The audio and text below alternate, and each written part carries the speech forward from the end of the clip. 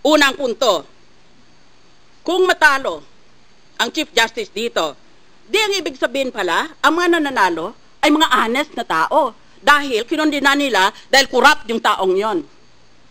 Di, palagay din natin na itong mga representante, dahil lahat tayo, we represent the people, isn't that so? That's why we are elected officers. We're supposed to represent our constituencies.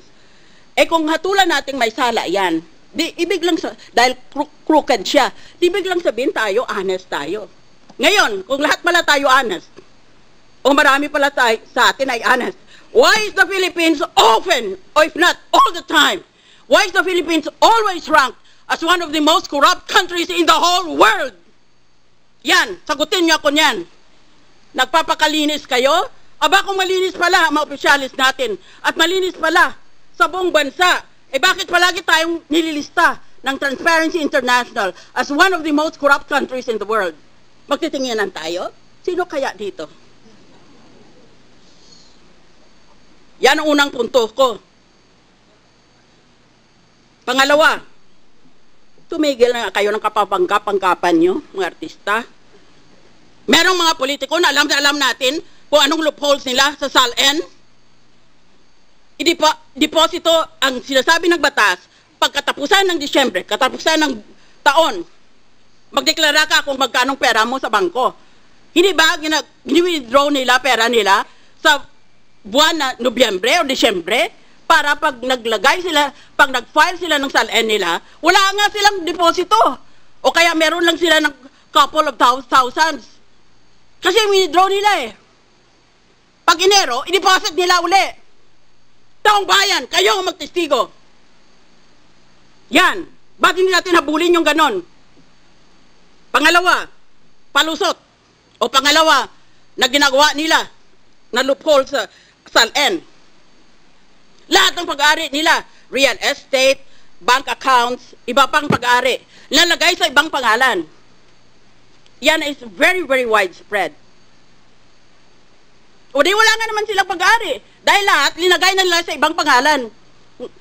Kung bawal ang asawa at ang mga anak, dahil sa batas ay inspeksyonin pati yan, yung mga malapit sa kanila. Di doon sa mga malalayo ng mga kamag-anak.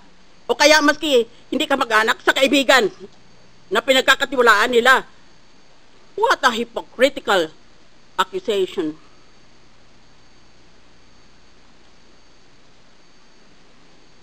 That is the problem with this country. We're all for honest government, and yet the world condemns us as one of the most corrupt countries in the world.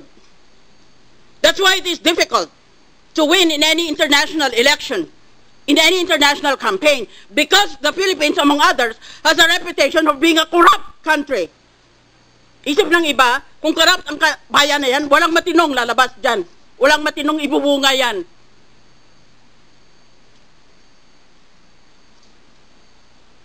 Bawat isa ba sa inyo, walang sala tungkol sa SALN? Bigyan nyo ako ng isa pang buhay. Panginoon, bigyan mo ako ng isa pang buhay at imbestigahin ko lahat. Isa-isa. Dito sa Senado at sa House of Representatives. Tignan natin. Pati sarili ko, imbestigahin ko. Order, please. Ang daming loopholes ng SALN na yan. Ba't hindi kayo umimik noon? Ba't ngayon bigla na lang kayong so exercised about a loophole?